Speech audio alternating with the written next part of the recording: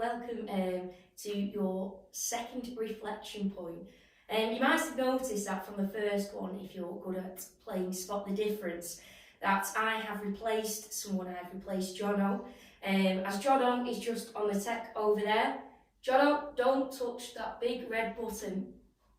Okay, right, I think we're all right. So I've been let out of like the tech cage. So I'll introduce myself now. I am Lauren, so hello. And I am alongside Tom, hello again. And Ellie, hello. Excellent. And I suppose really then we'll crack straight into it, because this reflection point is looking at loving our neighbour. And actually, to be honest, that kind of sentence, that phrase there, it seems like a really easy task. But I thought we'd kind of like break it down a little bit to see, well, what does that really mean? How do we do that? Why do we do that? And hopefully throughout this session, we can answer that question together. So first of all, I kind of want to go to the idea of love. And I think that's like quite a tough idea really, because in my life, I know I love my dog. I won't be anywhere without, well, both dogs. I don't have a favourite. And you know, I love my phone, I love my Mac, I like all of that. But when it comes to people, I don't think it's that easy to love. No, when you say love your neighbour, it does sound really simple, like you said at the start, but when you do try and dig into it, it does become a lot more difficult to try and actually love someone, especially people that you don't even know, but I suppose we'll get into that as we go further along. Yeah, also like loving, it can be hard just to love like your family and stuff, because it might hurt you in one way, or your friends. Like, it is just hard in general to love people who can like do you wrong. It is easy to like love, like I love my dog as well. It is easy to do that, but you know. I don't have a dog. Maybe you need to invest in one. That will show you how to love.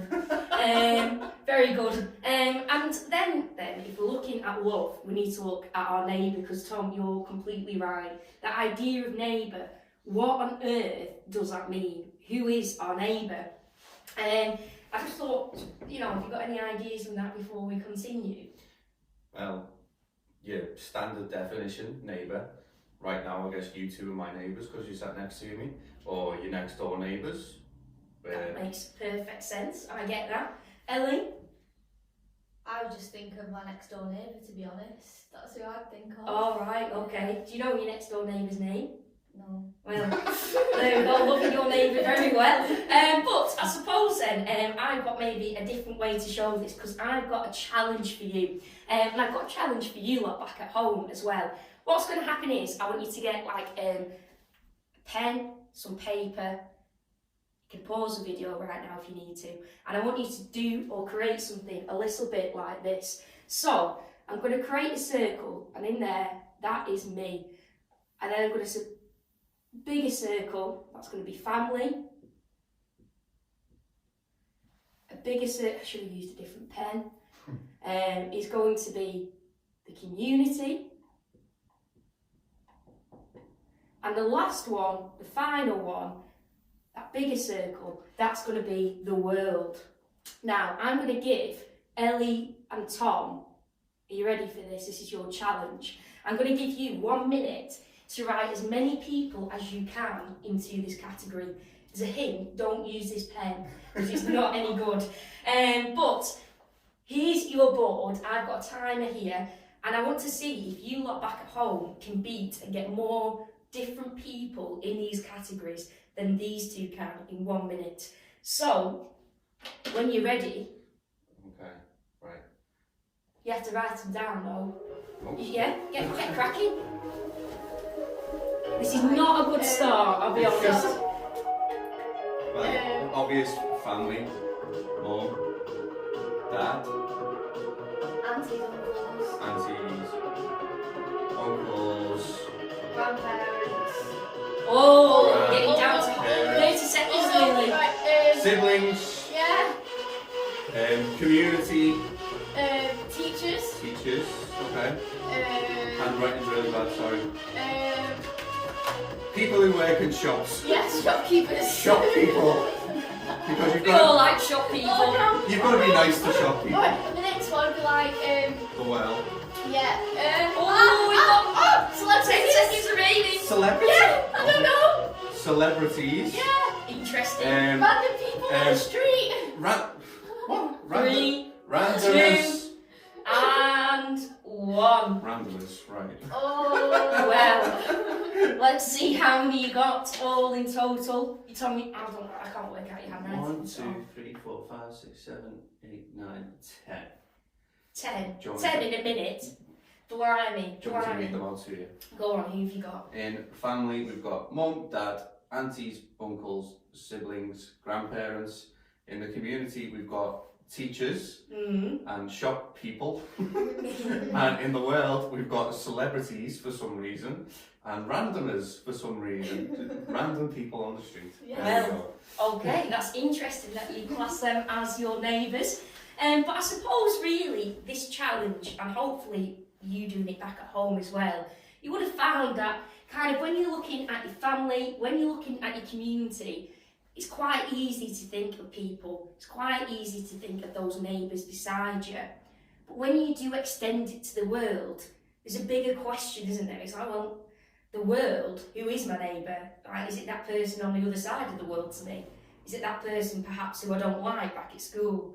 And I suppose this is like the challenge.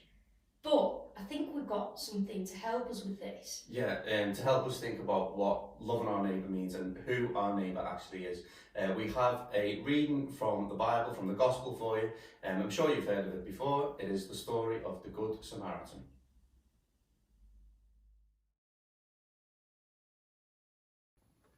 The Lord be with you, and with your spirit. A reading from the Holy Gospel according to Luke. Glory to you, Lord. A teacher of the law came up and tried to trap Jesus. Teacher, he asked, what must I do to receive eternal life?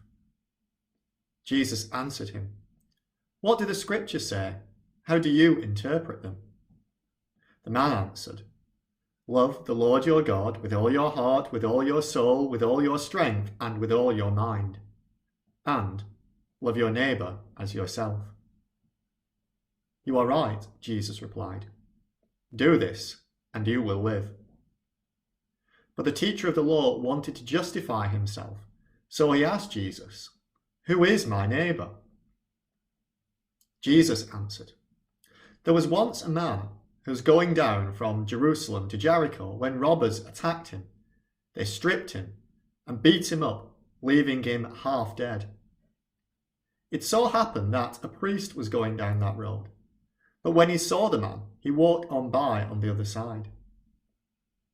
In the same way, a Levite also came there, went over and looked at the man, and then walked on by on the other side. But a Samaritan who was travelling that way came upon the man, and when he saw him, his heart was filled with pity. He went over to him, poured oil and wine on his wounds, and bandaged them.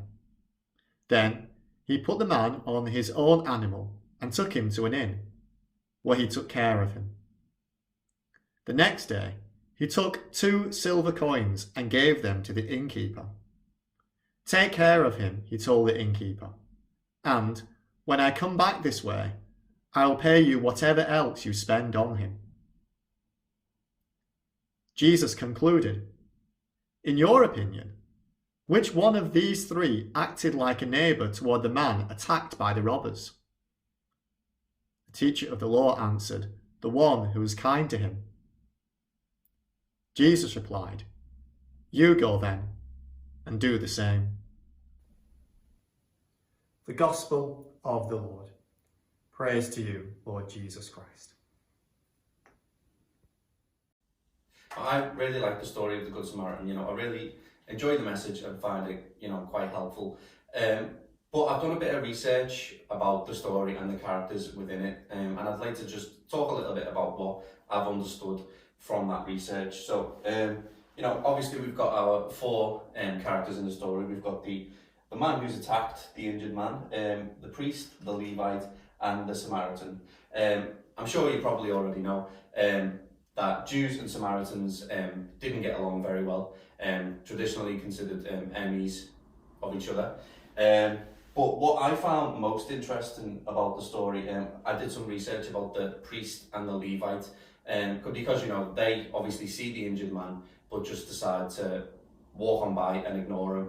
And at first, I thought maybe that's just because you know the bad people, maybe, and that's what Jesus is trying to say. But when I read up on it, I realised that the reason the priest and the Levite don't help the injured man is because to do so would have made them unclean. Because the man, you know, he's covered in blood, mud, dirt, whatever it is. If they touched him, they would have been unclean, which meant they couldn't go into the temple to perform their religious duties at the time. Now, if you remember from reflection point 1, we talked a little bit about this in the prodigal son, how he was unclean, and yet his father accepted him anyway. In order to make yourself clean again, you'd have to go through like a purifying ritual where you'd have to make a sacrifice in the temple, which, you know, would have been quite common for Jews back then. But it seems to me that literally the only reason that the priest and the Levite didn't stop to help was because they simply couldn't be bothered having to go through the extra effort of making themselves clean again, which to me just seems to speak of sheer laziness on their behalf, really, which I found quite interesting myself. Do you know, it kind of reminds me of like me in life, to be honest. Like when I go into town and things, when I see like a homeless person walking, no, not walking, I'm walking past them. They just sat there, but I just walk past them, because I'm like, I've got a job to do and I don't really want to spend time. Not like, yeah. I think I know what you mean. Like, it's not that you don't want to help, it's just that you don't want to, you know, you don't want to not waste time, you don't want to lose any more time that you've got. Yeah. Sometimes I also have like, the problem with that is sometimes I actually don't know how to help them as well. Like, I don't know, is giving money the correct thing to do? Is buying them something the correct thing to do? I kind of think, because I don't quite know what to do, I'm not going to do it. Which, yeah, because like some of them might not even want help, and it's like if you ask them what do you want, basically, they might be like, well, I don't want your help. So it's not. You might feel like you're patronising. Yeah. I think like the one thing which I like about this story is what the Samaritan does, because the Samaritan, he helps the injured man and he kind of takes care of him, sorts out his wounds, and that, to me, you've done your job. But actually, he goes further, doesn't he? Have you thought about this? He doesn't just say, right, I sorted you out now, you're okay, I'll see you later. He says, no, what I'm going to do now is, I've got my donkey here, you can come on my donkey, I'll take you to the inn, and I'll actually pay for you just to be nursed and just to make sure that you're okay. And I think that's kind of what I take from this story, is there's certain things which we as individuals can do, and there's things which we don't do. And so, like, I remember like when I was back at school, if I saw someone maybe who seemed left out, I would speak to them, but then maybe that next act to do was to invite them in. And I never did that. So I kind of did the first step, you know, making sure that they're okay, but I didn't actually maybe help them that little bit further, which I could have done. I think that's like quite a strong message, isn't it? Especially with like loving your neighbour. It's not just perhaps just smiling at that person or just asking that question. It's maybe actually going a little bit out of your comfort zone, a little bit out of what you don't really like to do, to really help that other individual out. Yeah, exactly. Going out your comfort zone, like Jesus told the parable in response to the man asking him, who is my neighbour? So the parable teaches us, I'm sure we all know that, you know, everyone is our neighbour. As I said, the Samaritan, even though they're traditionally enemies of the Jews, you know, he was the one who came to help. So he, you know, demonstrated the fact that even though, you know, sometimes people do have enemies, Jesus teaches us, Jesus tells us that we should love everyone. Our neighbour is everyone, no matter who they are or where they come from. And I really find that message, you know, to be a really good one, a really helpful one as well. Well, now that I'm thinking about it, I think we've had like kind of why it's important, But now we think of like how maybe we can use what we have inside of us to do the act, because actually if we don't do it, then really we're not being the best that we can be. And I think you've got something planned for us, have you not? Yeah, I've got like a little activity, a little experiment which you guys can do at home, just to try and demonstrate how our faith can, you know, help us to live out this theme of loving our neighbour. Okay, so to do this activity, if you want to follow along at home, there are a couple of things you need. As you can see on the screen, you need a cup. It needs to be opaque so you can't see through it. You need a coin and some water. Simple enough. What I'm going to do is I'm going to place the coin at the bottom of the cup. I'm going to put that on the floor, and I'm going to ask Ellie and Lauren if they'll take part in this as well. So I need you guys to stand up. Now, tell me, have a look so you can see the coin. Well, I'm gonna just take like a slightly different video so people can see at home what I can see. So, what do we need to do, Tom? Okay, so can you both see the coin in the cup? Yeah. All you need to do is just slowly step backwards until the coin is no longer visible. Okay? Okay. Right, so now what I'm going to do is slowly add some water into the cup, and by refraction of the light, the bending of the light, you should be able to see the coin without moving from where you're standing. And I can't see it yet. Let's give it some time. There we go. Can you see it? I can see a glimpse of it. I think I knocked it a little bit with the water, so Oh, I see. probably better to use a wider or shorter cup than that, but Okay. it seems to have worked well enough for Lauren. There we go, I'm sure you can see that back at home too. Simple enough experiment, easy enough to do, but of course we're not here to talk about science, we're here to talk about our faith. So why have I just done that then? Well, I'd like to say that the coin that I placed into the cup represents our neighbour, people around the world. Sometimes as we take a step back, the further away we get, it's harder to know who our neighbour is. It's harder to see the people that, you know, we should be loving. Similarly to when we did it on our board here, you know, the further back, the wider the circle got, and the harder it was for us to think about who our neighbour was and what needed to be done.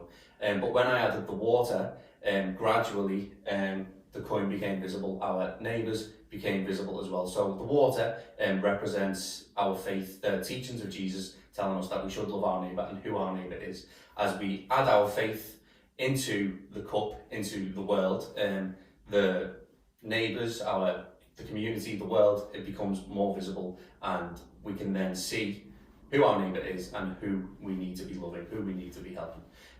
But we've got a slightly different activity to that one, just to maybe put it a bit more into perspective for you. Okay, so this next challenge is there's going to be some images and you have to try and guess what it is. So it's like a zoomed in image. Okay, so we're going to come up here so you two can try and guess as well. Okay. Right. So we'll have the first one then.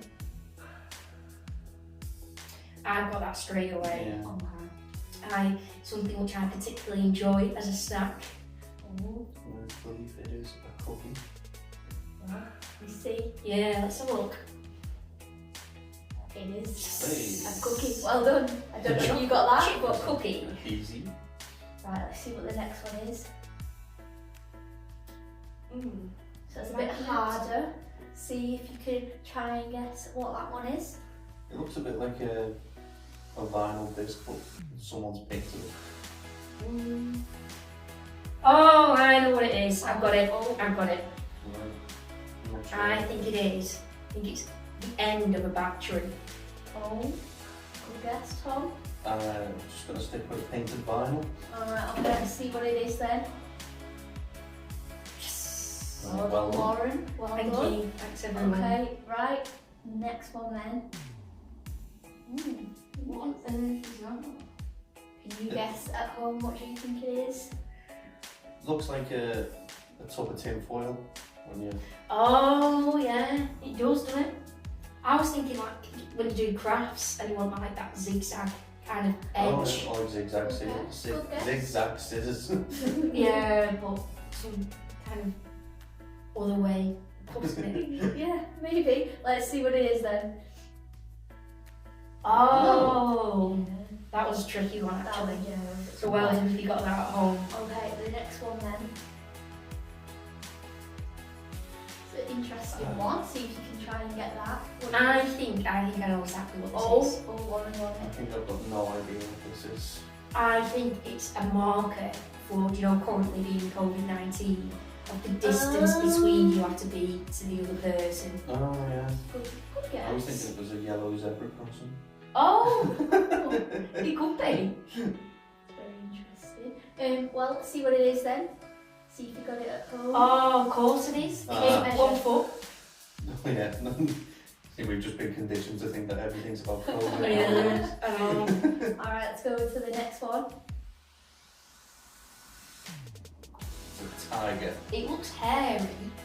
I'm gonna say a tiger that's been shaved. I'm going to say it's like a rug. I think it looks a bit like a rolled up rug. Oh yeah. Let's see what it is then. It's a crayon. Oh, of course it is. Crayola. Oh, yeah, because like the silly ones. Paper's like a bit hairy, isn't it? Yeah, it is. Yeah. Fair enough. Okay, let's go on to the next one. It's definitely like some kind of rope. Yeah, it's a rope.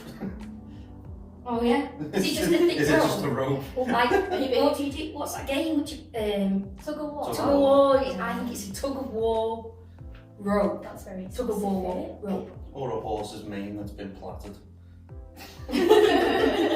Lovely. Let's have a look. Oh, It's a shoelace. Oh yeah, that makes perfect sense actually. I think I was close. I think we can say rope. Yeah. Yeah, it is technically like a rope type thing. Okay, let's go on to the next one then.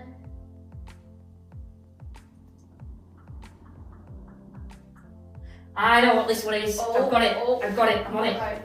A red beehive. Is it red beans? No, I don't think Okay. so. I have no idea then. Do you want me to say what I think it is? Go on. Because when you can look at it, you can see like scratches. Oh, yeah. So I think it's when you got the matchstick Oh. and you like, It's an interesting guess. Could be a cat Interesting. scratching post. it could. Oh. Right, let's see what it is. Yes, it Yes. was a matchstick box. So well done, Lauren. Well done. Excellent. That. Fantastic. I think that was the last one. So All right, great. yeah. Do you want to tell us a little bit of what was that So- all about? Well, basically, as you can see, it was like a zoomed in image. But when you took a step back, you're like, oh, I know what that is. And that's kind of like our faith. Like, you can just see like a tunnel and then you've got like a image of what you think that is. But when you take this step back, you're able to like realise the bigger image of faith. Actually, I kind of get what you're saying here, because as just individuals, as humans, we see and we focus on the things right in front of us. And I suppose maybe it's like a little bit like this, like when I think of my family, I see my family, I see my mum, my dad and my 2 sisters, and that's my family. But I suppose really then, a little bit like this, it was like a zoomed in perspective. That's all really I can say about my family. But actually, if you just stand there and you take a step back, you start to see a bit more vision, you start to see the bigger picture. I suppose then, when we're looking at all of these different things, is our family then just like our mum, our dad and our sisters? Or is our family actually this wider community? Is our family perhaps our friends, definitely, but is it actually also, like we mentioned before, that person who feels a little bit alone at school? Is it that person who we see on the street? Is it perhaps when we do take that step back, when we're able to see this bigger picture, we're able to see maybe more things which we can do, and faith allows us to do that. It says just wait one moment, step back, look at the bigger picture, look at maybe on how you can do a little bit more. Don't just have this panel vision, don't just have this like vision in front of you of what you think loving your neighbour is. Actually take that step back and look at the wider community. Yeah, exactly. And I think now that leads us on to our next point perfectly, because now we're going to be showing a video about someone who has lived out this message throughout their lives. I'm sure you've heard of this person before, because it is Saint Teresa of Calcutta.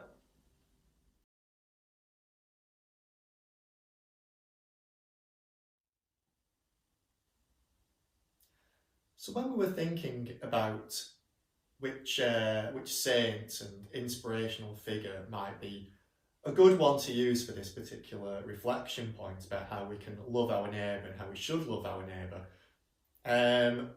I thought I'd have a think about the different saints that we have in the church, and I came across one very quickly actually. It was quite an easy task to think about someone who for me embodies this particular reflection point, and that is Mother Teresa, a figure perhaps you're familiar with. She's a saint who lived not that long ago. She only died in 1997, so a saint of the 20th century.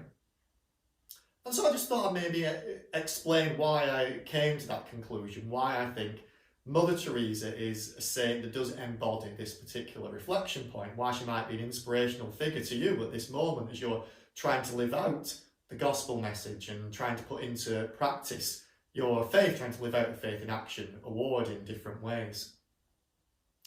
So Mother Teresa was born in 1910, so a quite long time ago now, but still, almost within living memory of many people. And although she's quite often known as Mother Teresa of Calcutta, and maybe she's linked specifically to India, she wasn't born in India. She was born in Skopje in Macedonia. And from an early age, she felt a call to be a nun. She felt a call to a particular vocation, a religious profession. And that call didn't go away as she went through her teenage years, until eventually, when she reached 18, she decided to offer herself to God in that particular way. And I suppose one kind of interesting fact for those of us who live in this part of the world, Britain, United Kingdom, although not actually part of the United Kingdom, she actually did travel to Ireland and stayed for a while in Dublin, so not part of the United Kingdom, but at least fairly close to us as well. And so we do have a little bit of a claim to her in some ways, and that she did spend time in this part of the world that nourished her vocation. And she spent time nourishing that vocation, thinking about what God was asking of her. In 1931, she took her religious profession. I don't know how you would describe it, almost she became fully qualified, maybe you might think of it in those terms. And she went to India then, and that's when her link to India came about. And she travelled to India and she saw massive deprivation of the people when she was there. People with so little, it was hard to believe. And because of what she was seeing in front of her, she founded her own order, the Missionaries of Charity, an order that still exists, and also, again, another link to us, and this time definitely far more local to us, an order that still exists in Liverpool, in the centre of Liverpool, on Seal Street, for those of you who know the centre of Liverpool in any way. So we actually have the Mother Teresa nuns, the Mother Teresa sisters, the Missionaries of Charity actually working in our own diocese, which is a great thing for us and great work that they do themselves, continuing Mother Teresa's work here in our local communities. She saw so much around it. It was hard for her to understand how people were being treated in this way, and she resolved to do something about it. She instituted hospices, hospitals, and places where people could go to receive the care that they weren't receiving before she arrived. She had a particular care for those who had no one to care for them. She had a particular care for those who were mistreated by society around them. And I suppose this is one of the things when I was thinking about which saint embodied this reflection point, Mother Teresa. She had a particular care for those who were pushed aside, almost considered inhuman, if you like. Those who were considered not really part of the society, the community of which she'd placed herself. They were cast adrift, and we might remember stories from the Gospels when Jesus heals the lepers. And one of the things about those stories is the lepers at the time weren't considered part of the community. They were pushed to one side. No one wanted them around. They were considered unclean, again almost inhuman, something not right about them. And Mother Teresa lived that message out. She saw these people on the streets as neighbours. But it'd be a mistake to think that Mother Teresa didn't have difficulties. She did put into action the message of Jesus to love our neighbour, and she hopefully then is an inspiration to us for doing that. But another reason I like the idea of choosing Mother Teresa for this reflection point, and just to offer her as an example to anyone, even without doing the Faith in Action Award, is that in her life she did have moments of doubt and darkness, and she spoke about these, especially towards the end of her life. She spoke about times when she wondered about the place of God. She questioned God, questioned faith in her life. And I think there can be a tendency for all of us to look upon the saints of the church as perfect, and we see them as examples and inspirations, and rightly so. That's why we have saints of the church, someone that we can look up to, and someone that we can try and emulate, someone we can try and copy. But part of that is recognising that they had difficulties themselves, and they would have copied someone themselves to try and get to that point, standing on the shoulders of giants, we sometimes say. That we never do something on our own, we rely on the grace of God to help us overcome difficulties. And Mother Teresa was no different. She had these moments of doubt, moments of darkness through our lives. And yet, she continued with the work she was doing. She didn't give up. And I think of all the things that she did in her life, that can be one of the greatest, one of the best examples for me. Because even though I'm sitting here as a Catholic priest, I don't wake up every day full of the joys of spring, thinking the world is full of rainbows and unicorns and everything is brilliant. There are sometimes the world can get you down, and you do wonder what is happening around you. And yet the example of Mother Teresa reminds me, at least, and so maybe it can remind you, that we shouldn't just give up and not do anything. That to love our neighbour can help that situation in which we might find ourselves in some kind of darkness and doubt become better. I think it was Winston Churchill that said, when you're going through hell, keep going. I suppose the idea behind that is if we're finding ourselves in difficulty, don't stop and don't retreat and go back, but keep going. And I think that's what Mother Teresa did. She didn't just say, I'm going to stop offering this help and this care. Instead, I'm going to continue to put my faith into action. She said herself that love cannot remain by itself. If it does, it has no meaning. Love has to be put into action, and that action is service. And I think that encapsulates the Faith in Action Award. Love cannot remain by itself. You have to put it into action. That action is service, and that's what you are doing through this Faith in Action Award. That's what Mother Teresa did, and that's why she's an example to us, that even in moments of doubt, she continued to put her faith into action and serve others. As her life began to come to a natural end, and she was called to the Lord in 1997, she had touched the lives of so many people, and she planted seeds in so many different places with the work that she'd done.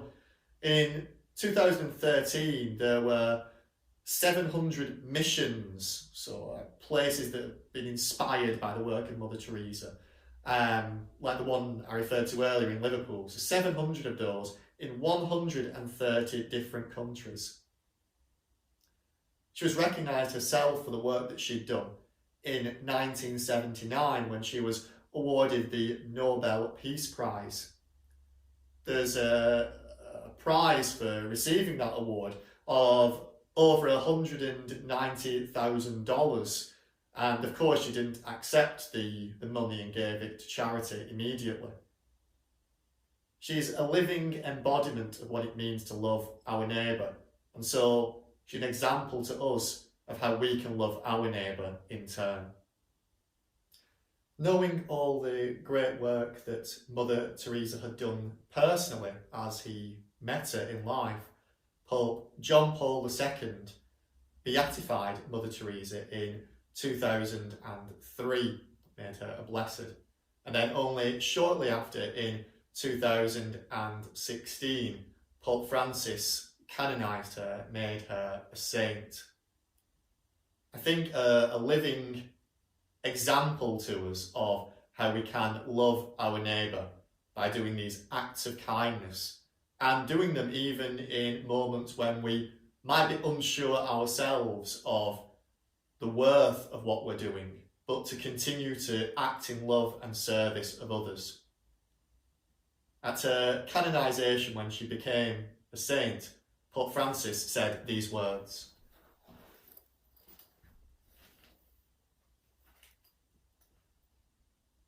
Mother Teresa, in all aspects of her life, was a generous dispenser of divine mercy, making herself available for everyone through her welcome and defence of human life, those unborn, those abandoned, and those discarded.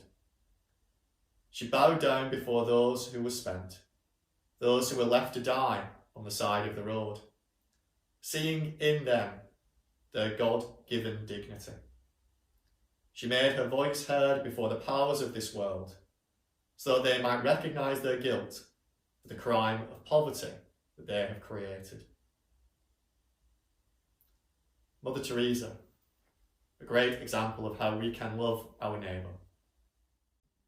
Okay, now, so having heard about the life of Mother Teresa and having heard what we think about the reflection point, it's now up to you guys to have some time for reflection on your own. So there's going to be some questions up on the screen. All we'd like you to do is get your journals, pens, and take some time to think about the answers to these questions.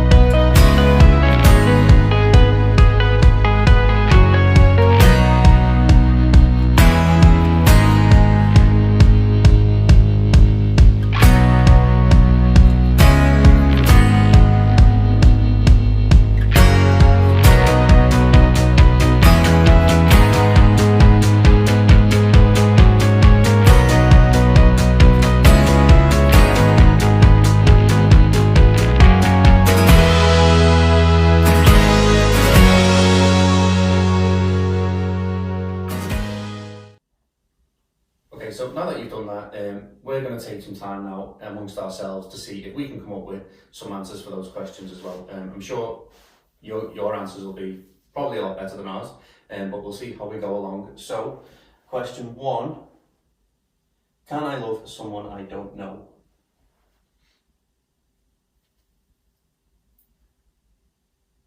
I think, like I said in the first reflection point, you can, because people love celebrities, and I want to stick with that. So yeah, I think it's like a different kind of love, isn't it? Because I don't really know how you describe it. I mean, you know, as fate tells us, you know, we're supposed to love everyone. We're loving our neighbour, but I suppose loving someone you don't know doesn't mean like giving them a hug and a kiss. I mean, if you did that to a randomer on the street, you'd probably, I don't know, get arrested maybe. or punched or something. But I imagine, you know, love can simply be, you know, just a smile or a nod, you know, to someone you don't know, taking care of someone, giving money to a homeless person. I'm going to say no. No. No, because if you don't know, then you can't do anything about it. So I think like this challenge can be quite hard, loving your neighbour, because there's a lot of things which happen in the world which we don't know of. And it's only when like we open our eyes to maybe to see like maybe poverty in the world, to see maybe the fact that people are struggling in life, when we know the issue, we can then act on it. But to do that, if you don't know, then surely you can't show love to it, because you need to kind of maybe inform yourself of that issue before you can do that next action. Yeah, I get what you're saying. So like we have new neighbours in a new building next door. Can we show love to them even though we don't know them, we don't know anything about them? I guess no, not really. Unless we went send in a around. card Yeah. saying you're our new neighbour. We still don't know him. I think that'd be a bit strange Yeah. as well. But yeah, fair enough then. So the second question was, am I responsible for the well-being of people I do not know? I'm going to say yes, because as I'm sure everyone is aware, we're still in the middle of a pandemic, and the fact that, you know, we're all told to social distance and wear masks and everything like that, that's to protect other people. You know, it's not just to protect ourselves. So really, it's our responsibility to make sure that we, you know, do look out for other people by doing things like that. So I imagine, yeah, we are responsible for the well-being of other people. That's how we show love. I would say yes as well, but like going back from my first point of you need to know the issue, I think we need to be individuals who want to know it. So when we do see something's wrong, we don't just think, oh, that isn't my problem. When we watch the news, it's like, oh, that's happening all the way over there, so it doesn't affect me. I think that's where our responsibility comes in. It's kind of, we might not know the issue, but it's our job to maybe know how we can help with that issue in some way, to educate ourselves on maybe the things which our neighbours are going through. Mm. See, listening, initially I would have said no, but now listening to you two say that, I'm like, maybe we should be like more responsible and listen to the problems, so we're able to be more responsible, I suppose. Yeah, that kind of makes sense, doesn't it? I think we're unanimous there. Yeah. We are responsible for other people. The third question then. Ooh. Does the way you love your neighbour affect your school, your community, or the world? I'm going to say yes. I think that's a hard question. I'm not sure I really understand the way you love your neighbour.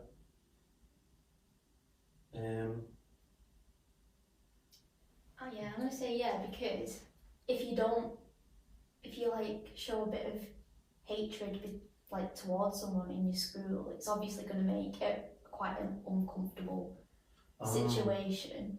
So it's like, would you want to put other people into that situation, I suppose? Alright, so if we show love to people in the community, in the world, whatever it might be, we are in essence making everywhere a better place. But if we don't show love, then it's going to be miserable for everyone, essentially, yeah? As soon as you asked me that question, I went to the vision of like a football team. So you support Everton, don't you, Tom? Name your favourite player from Everton. Well, it changes every day, you see. Depends how well they're doing. Well, name a player, any player. Let's go Michael Keane, since he scored. Okay, so Michael Keane. Now imagine Everton are playing like someone like Liverpool, okay, but it's only Michael Keane who's playing against the whole of the Liverpool team. What's going to happen there? I imagine that Michael Keane will come up with a stunning victory. Oh dear. Well, I would beg to differ, because actually he can't do that alone. He can't, because he can't play all of the positions on that Pitch. on that pitch. Yeah. You know, he can't just run back and become the goalkeeper and then sprint up and become the striker. Actually, he needs other people around him. And I think really this, to me, is like, it's a yes. Does the way you love your neighbour? Yeah, it does. Because actually we all have a part, we all have a role to play. And like Ellie said, if you aren't like playing your part, if you aren't playing your role, it does have like a knock-on effect. It's like a little bit like your Mentos and Coke. You want that chain reaction to happen. You see the big explosion, and it happens by one thing happening, then something else happens, and it's like a chain reaction. I suppose then really, if I started to maybe love my neighbour a little bit more, and I was at work, and then I said to you, do you know what I'm doing? I'm making hampers at the moment, you know, for children who are in need. And you might think, actually, I've got loads of stuff upstairs, so I can add to this. Let's do this together. And it's this positive chain reaction which is happening. Yeah. It's just like in Paddington when they all make the food for each other. Oh yeah, love your neighbour. There we go. Yeah. Okay. Question number 4 then. When was the last time you showed love to your neighbour and vice versa? Oh, blimey.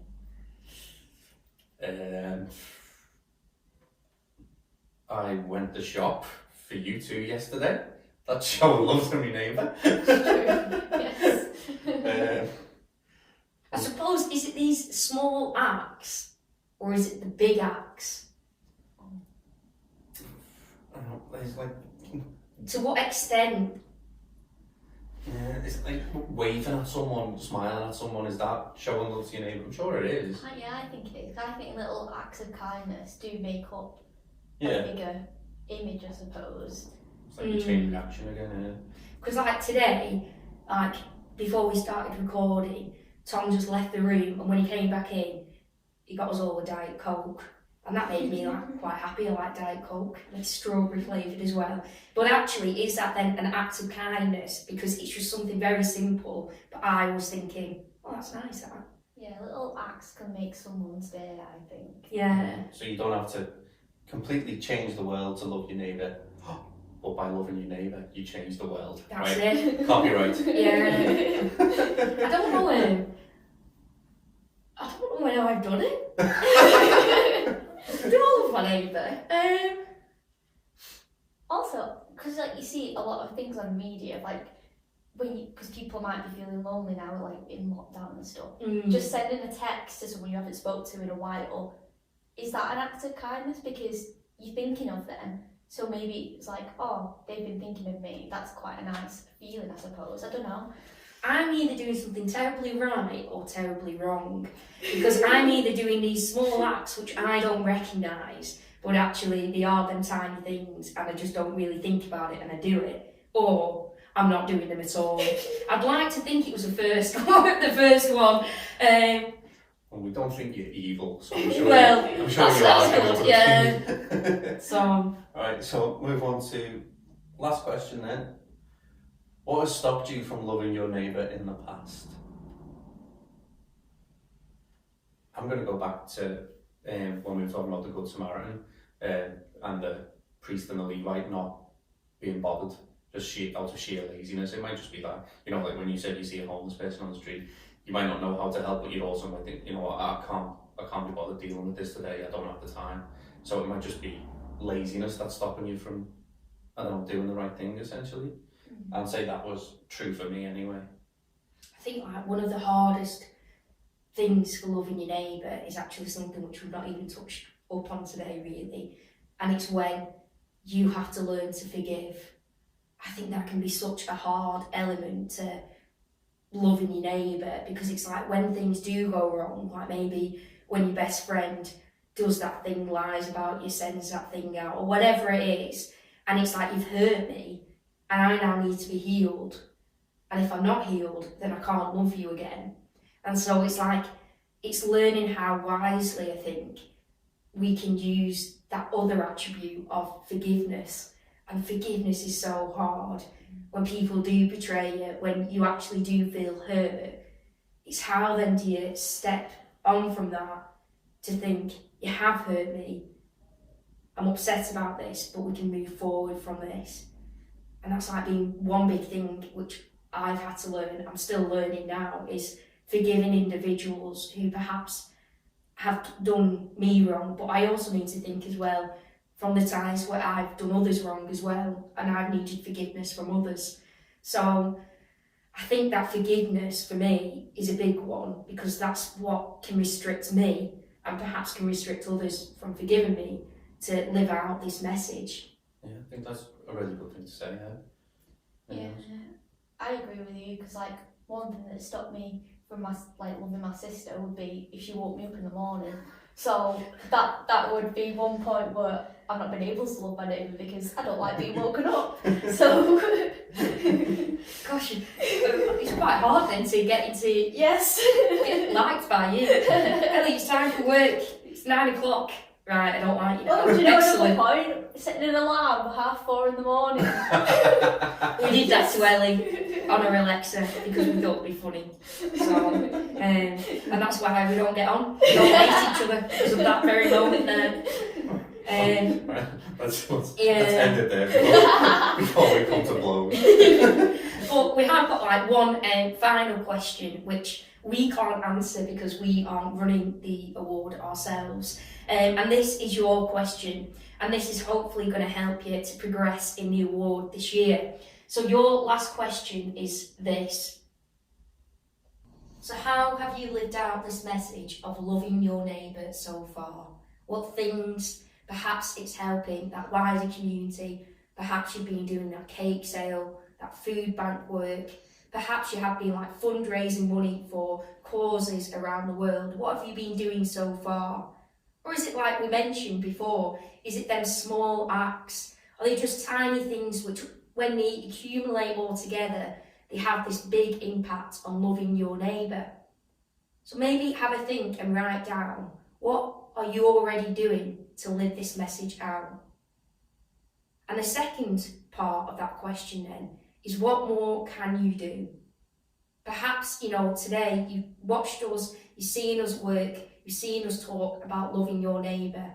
Perhaps it's opened your eyes to maybe look a little bit more, learn a little bit more about certain issues in the world. Perhaps it's the idea of looking at this idea of forgiveness. Maybe it is that person who might have hurt you, and you need to maybe forgive them to move forward, to love them. And so in this part, this is now time for you to reflect on this point.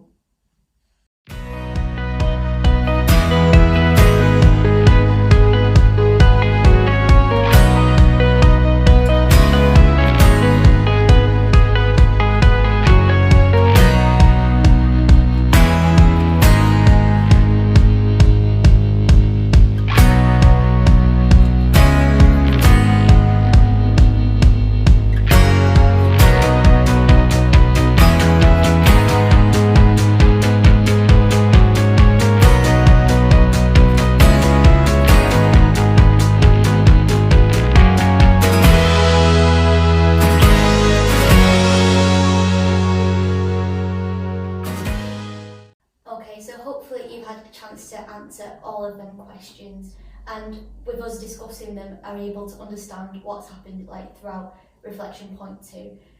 But now I'm going to give you your final challenge, which is to leave maybe a positive note around your house for someone to find, or maybe write a positive letter to someone that you might not have spoken to recently. And that's all we have to say. So hopefully we'll see you for reflection point 3, and that's all from us. Au revoir. Bye.